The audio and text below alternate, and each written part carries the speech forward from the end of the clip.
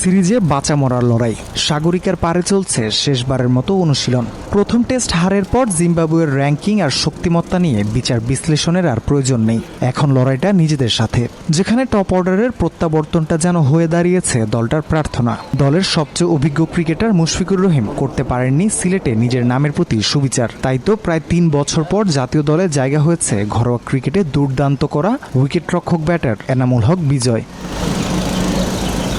হাসান খালেদ, মিরাজ, তাইজুলদের নিয়ে tiger bowling অ্যাটাকটা চলছে ঠিকঠাক। পিএসএল খেলতে দেশ ছাড়া নাহিদ রানার পরিবর্তে দলে ঢুকেছেন স্পিনার তানভীর ইসলাম। অনুশীলনে বলে টার্ন করিয়ে জানান দিয়ে রাখলেন কেন তিনি টাইগার স্কোয়াডে।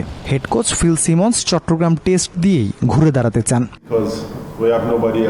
ক্রিকেট নিয়ে বাংলাদেশের ভক্তদের আবেগ ও ভালোবাসা সম্পর্কে আমি জানি। ক্রিকেট ভক্তদের আমি ধৈর্য ধরতে বলবো এবং তাদের কাছে আমি ধৈর্য চেয়ে নেব। দলকে ম্যাচে ফেরাতে যা যা করা দরকার সকল কিছুই করা হচ্ছে।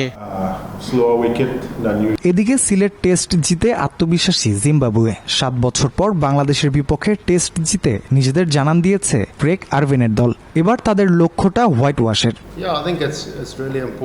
ম্যাচের প্রসেস বোঝাটা জরুরি জয় পেতে হলে। প্ল্যান মোতাবেক কাজ করলে জয় পাওয়া সম্ভব। আর সিলেট টেস্টে জয় আমাদের দলে আত্মবিশ্বাস জাগিয়েছে। এটাকে ধরে রেখে এগিয়ে যেতে চাই। সোমবার চট্টগ্রামে দ্বিতীয় টেস্ট শুরুর আগে নিজেদের শেষবারের মতো ঝালিয়ে নিচ্ছেন টাইগাররা। স্টেডিয়ামের পিচ থেকে গ্যালারি সব কিছুই যেন প্রস্তুত বরণ করে নিতে শান্ত মুশফিকদের। সিরিজের দ্বিতীয় ও শেষ টেস্টে জয় দিয়ে সমতায় ফিরতে পারবে কি বাংলাদেশ, নাকি ঘরের মাঠে হোয়াইট ওয়াশের লজ্জা নিয়ে সিরিজ শেষ করবে শান্তর দল? রাফিউল ইসলাম রাতুল, দেশ টিভি, চট্টগ্রাম।